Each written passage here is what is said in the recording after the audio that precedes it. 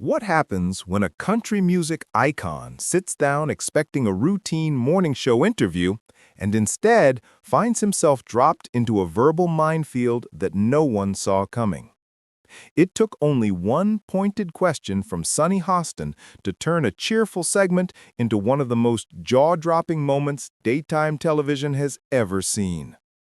Blake Shelton walked into the View studio that morning with the easygoing grin fans know so well. He waved to the cheering crowd, took his seat, clipped on his mic, and looked ready for a friendly conversation about his new album and upcoming tour. Everything about the atmosphere suggested a smooth, lighthearted appearance. Whoopi Goldberg opened things on a warm note. She asked about Blake's latest single and the creative process behind it. Blake lit up immediately, leaning forward as he described late-night writing sessions, jam-packed studio days, and the spark of inspiration that drove the project.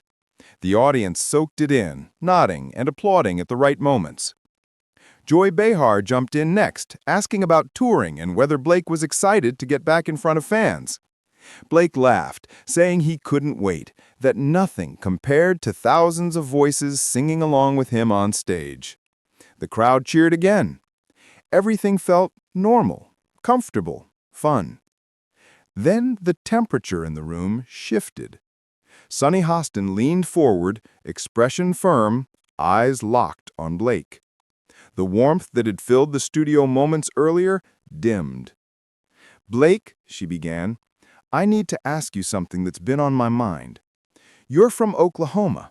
You represent a part of America that many people see as problematic. How do you respond to critics who say your music and your fan base symbolize what's wrong with this country?" Silence. The audience stiffened. A few people murmured. Blake's smile faded as he looked around, waiting for someone to clarify the question. No one did. "I'm sorry," he said finally. "Could you repeat that?" Sonny repeated it, slower, more direct. She talked about rural audiences, conservative fans, outdated values, and implied that Blake somehow shared responsibility for all of it. Blake inhaled deeply and answered calmly. "Sonny, with respect, you're making huge assumptions about people you've never met. My fans are hardworking folks, teachers, nurses, construction workers, people raising families and living their lives. There's nothing problematic about that." Whoopi attempted to move things along with a raised hand, but Sonny barreled forward, refusing to let the moment go. She brought up the country music industry's history, criticized the genre's lack of diversity, and suggested Blake had a duty to address it. Blake stayed composed, but the frustration was creeping into his voice. "I support talented artists regardless of background," he said. "Music is music. Painting a whole genre with one brush isn't fair." Sarah Haynes tried to soften the exchange, explaining that Sonny might simply be asking about representation. Blake nodded to her, acknowledging the attempt, but added that accusing his fans of being "what's wrong with America" wasn't a productive conversation. It was an attack. Dunny denied attacking anyone. Then she added, sharply, "If you can't handle tough questions, maybe interviews aren't for you." Gasps rippled across the audience. Even the other hosts looked stunned. Blake straightened in his chair. "Sonny," he said, steady but firm, "I came here to talk about my work, not to be told that the people who support me are somehow bad. They deserve respect." Sonny shot back, demanding he address the harm supposedly perpetuated by the culture he profits from. Blake blinked, incredulous. "Harm? I write songs. I perform. I don't marginalize anyone." Joy tried to cool the moment, but Sonny kept pressing. The industry's past, its image, its alleged exclusion. Finally, Blake stood.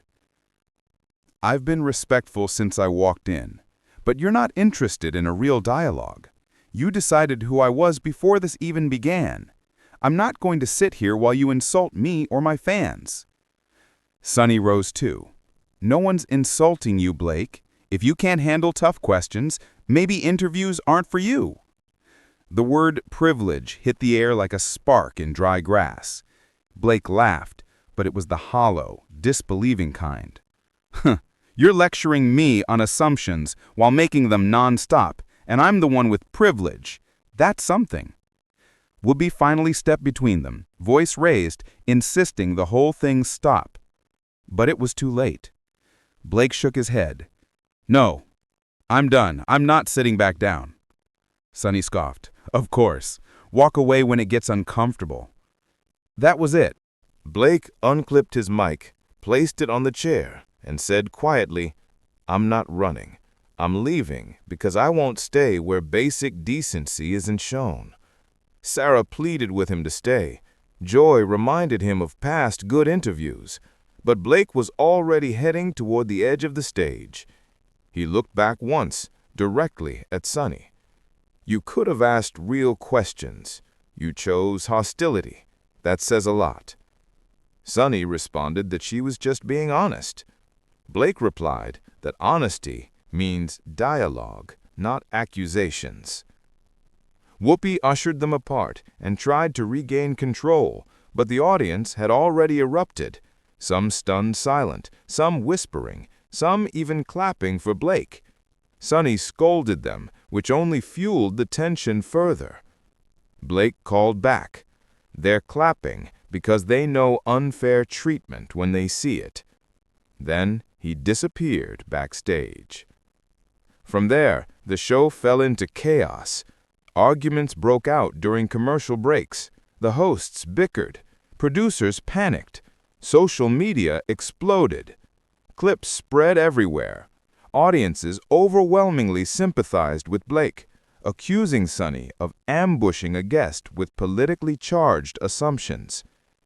Blake left the building quietly, telling his manager he didn't plan to issue a statement. He said, "Let it go viral. I'm not the one who should be embarrassed."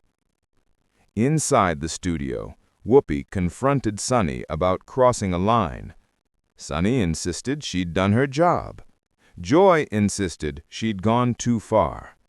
Sarah said it felt like an ambush. Sonny stood her ground. The rest of the show limped along with forced smiles and obvious tension. By the time the credits rolled, the studio audience knew they'd witnessed a moment that would be replayed, debated, and dissected for weeks. And at the heart of it, the core was simple. Blake came to talk about music. He expected respect. He didn't get it, so he walked away.